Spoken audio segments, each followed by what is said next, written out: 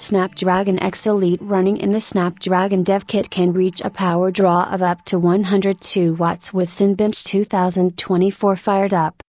The Snapdragon Dev Kit was introduced by Qualcomm for developers at a price of $899, and it featured the company's top-end silicon for Windows-powered machines, the Snapdragon X Elite. Given that the chipset takes advantage of processing cores based on ARM's instruction sets and not the x86 architecture, power efficiency would be its forte. Unfortunately, the Snapdragon X Elite displays extreme power guzzling attributes when running inside the kit, as one developer points out when running a couple of tests, including Cineb 2024. Since Cineb 2024 hammers the CPU, it was obvious that the Snapdragon X Elite would reach a higher power draw while running in the Snapdragon Dev Kit. Given that the Snapdragon Dev Kit is not a mobile machine and cannot function while being carried around, it would make sense for Qualcomm to let the Snapdragon X Elite operate at full tilt so developers gain access to the chipset's entire performance envelope. Jeff Gilling, a developer, noticed this behavior when firing up Geek. Inch 6 and Cineb 2024. The first benchmark revealed that the Snapdragon X Elite's power draw was 80 watts, which is an acceptable range.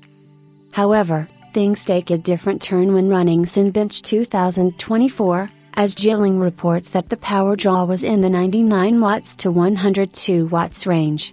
During the end of the benchmarking test, the Snapdragon X Elite obtained a single-core and multi-core score of 131 and 1227. These figures show that the SoC can sip power like there is no tomorrow, but Gilling believes that Qualcomm might have deliberately done this so that the chipset can run at its maximum capabilities, giving developers full advantage of the hardware. It is unlikely that the same Snapdragon X Elite running in thin and light Windows notebooks would exhibit the same power consumption metrics as Qualcomm's partners would attempt to find the right balance between performance and efficiency. As for how the Snapdragon X Elite fares against the M3 Pro and M3 Max, it appears that Apple has won in regards to performance per watt. According to PersonSuit on Reddit, during a Cineb 2024 test, the M3 Pro operating in the normal power mode consumed a total of 46 watts, making it less than half that of the Snapdragon X Elite.